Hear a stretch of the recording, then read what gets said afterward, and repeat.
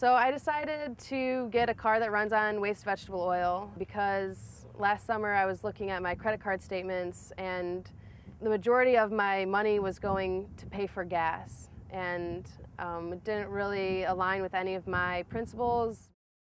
My name is Stacy Jurich and I'm 23 years old and I'm from Toledo, Ohio. I am driving across the country in my car that runs on waste vegetable oil.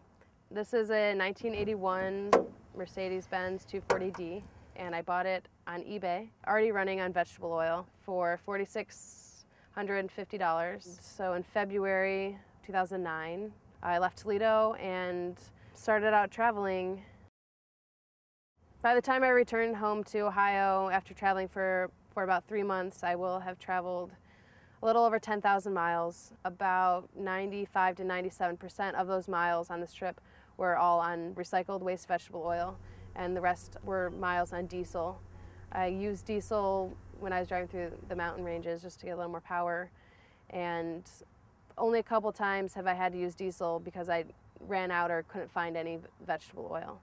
I run on diesel while the vegetable oil heats up, and then I have a switch up on the dash of my car, and then before I turn the car off at night, I switch back to diesel, let it run for a little while to get the vegetable oil out of the fuel lines, and then turn the car off on diesel. So once the car is ready to go, you have to get the vegetable oil. One option is to go to the store and just buy unused cooking oil. That's not very economical. So I use waste vegetable oil, WVO, and I get it from restaurants. Back home, I kind of have arrangements made with a few restaurants who let me come once a week and take the oil. On the road, what I do is I usually seek out ethnic restaurants, Chinese, Japanese, Mexican restaurants, and they usually have better grease. If they have a dumpster, I look and see if it's grease that I even want to bother with. Then I go inside and ask if the restaurant minds if I take some of the oil. Sometimes they say yes, sometimes they say no. Basically, to collect the oil, you just need a pump and filters and containers. It definitely takes perseverance, not an easy thing, and no one's handing you anything. So you have to be patient, persistent, and willing to get greasy.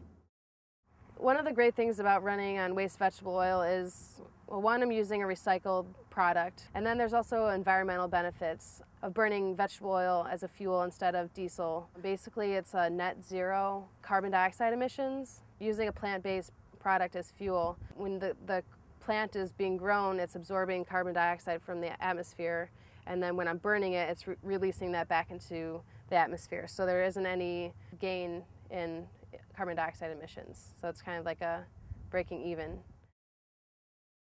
It's not the answer all. It's kind of the same thing. If everyone was running on vegetable oil, then the demand would go up, so it'd become a commodity, and then the price would go up, and then people would be mass producing crops to go into vegetable oil, and we wouldn't be using it as a waste anymore. It'd be like a new product. I don't think there's one option, one answer for alternative fuels. I think everyone needs to reduce their carbon dioxide emissions in whatever way is best for them. The kind of cliche thing is everyone asks if it smells like French fries. It definitely smells like fried food, but I'd rather smell that all the way down the road than diesel fuel or gasoline emissions. And every time I put vegetable oil into my tank and then drive away and smell it, it's always just really rewarding, and I kind of just smile to myself.